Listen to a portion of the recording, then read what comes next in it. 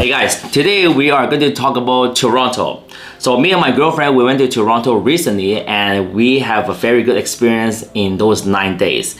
And we are going to talk about things that you need to watch out before you go to Toronto. We're going to divide into maybe a couple categories. The Airbnb that we stay, the car that we rent, how much gas we pay, and how many kilometers we drove in those 9 days.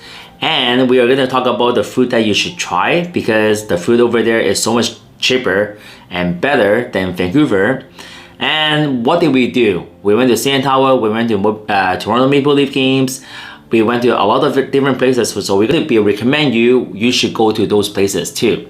There's few things that you need to be aware before you go to Toronto. So we're going to divide it into different categories to tell you to what you watch out before you go to Toronto and how much you should bring when you go to Toronto. We're going to tell you every single cost that we used in Toronto. I live in Vancouver, me and my girlfriend, and compared to Toronto, Vancouver is very, very expensive. And I'm going to tell you why it's very, very expensive.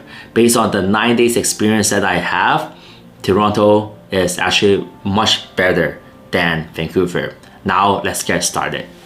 Okay, so this series, we're going to talk about the car that we rent. And there's a lot of things that you need to know because I was quite surprised when I did some research before I go to Toronto.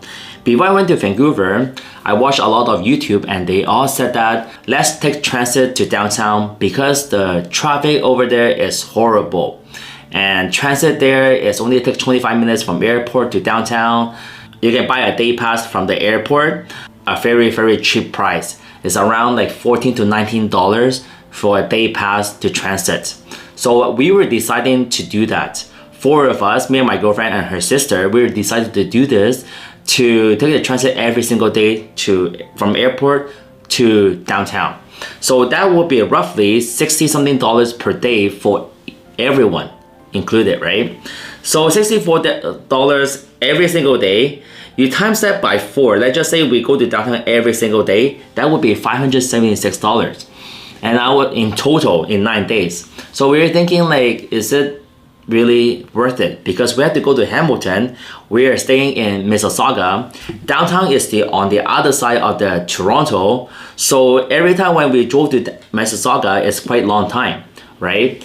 But if we go from Mississauga to airport and to airport to downtown, it's gonna take a lot of time. However, I took a long research and I realized that every single parking in downtown, there is actually a few parking lot in downtown, it's only worth $7 for the whole entire day. Surprisingly, if you start from 3:30 to all the way to the next day 6 a.m., technically you only need to pay $7 and you can actually park your car inside downtown, right at the center of downtown. And you can actually park there the whole day and then you do whatever you want in downtown. And I'm like, hold on a sec, if I did that, it's actually much better than taking transit.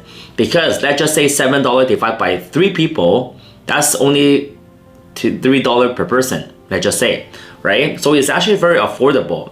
So now I look at the car. So I went to Turo because when I went to the rental company, it's around $200 to $300 per day. So I went to Turo, and Turo, there's all these different options. And I want to go for hybrid and I want to go for electric cars. Electric cars is very expensive. So I went to hybrid. When I went to hybrid, there is like this one car. We talked to her and then she able to give us just a slightly discount. So we turned out to be, we rent this car for 9 days, $630. We divide by 3 people, that's around like maybe like $200-300 per person. Pretty affordable for 9 days. Now, let's talk about the whole transit. The whole transportations, the mileage, we drove around 1,200 kilometers in 9 days. So we drove from, sometimes we drove to Hamilton, from Mississauga to Hamilton, Hamilton to downtown. That's like already 200 kilometers just like that, and going back to Mississauga. And sometimes we had to go to the zoo, come back, no problem. However, in Vancouver, right now currently the gas is around $2.39. In Toronto, the last day we went, at the last day that we left, it was $1.38. So when we drove 1,200 kilometers, we only need to pay $96 in total, the whole entire trip. $96 for 1,200 kilometers that we drove for gas. So it's a hybrid car, we understand, but it's only $96 for the gas for 1,200 kilometers. You know, 1,200 kilometers, there's a lot of distance you can drive. You can drive so many different places in Toronto. So one more thing is the traffic. So the traffic, a lot of people try to afford to pay to go to express highway. So everybody want to go to the free highway, you know, for free. You don't have to pay. So a lot of people try to afford that and then create a traffic jam. However, if you go to downtown, you have to understand that there is a lot of ways to go to downtown. If you go to, there's only one highway to downtown, and that's called Gardner. But there's a lot of different exits to go to downtown. You don't have to stuck with one exit. You can go to exit 155, 156. A lot of people tend to go exit 153 and 154. So you can afford that and go 155, 156 exit. That way it will save you quite a bit of time. And the traffic will not be that bad. And because there's a lot of lanes, there's 6 lanes together, basically you can afford a lot of traffic by going all the way to the right lane. So the traffic will be a little bit better than what everybody said. For me, I went there for 9 days. I think I only encountered 2 times traffic, and then one of them because we had to go to Hamilton. We didn't even go to downtown. That one is pretty bad because everybody was going on the non-express highway. However, because there was an accident, that's why it created all this traffic jam. However, if there's no traffic, there's no accident, there's no traffic jam. I haven't even seen a bad traffic jam in Toronto. Even we were going to Toronto Maple Leaf games, we were going through the rush hour.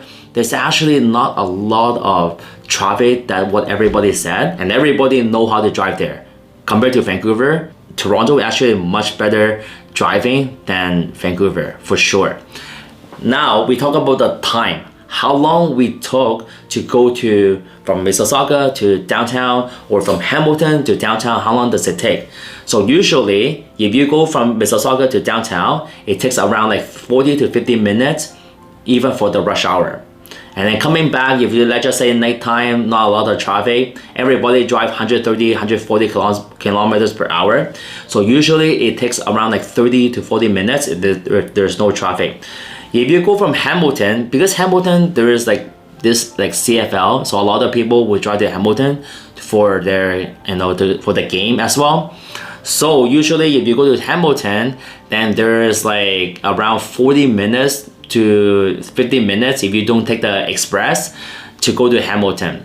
And in Hamilton, there is like this like African safari. So we're gonna talk about that. So if you go to the zoo, then it will take like 1 hour. If you go to Niagara Falls, it will take 1 hour. So that will be the driving time. So if you compare to the transit, it will be faster for you to drive.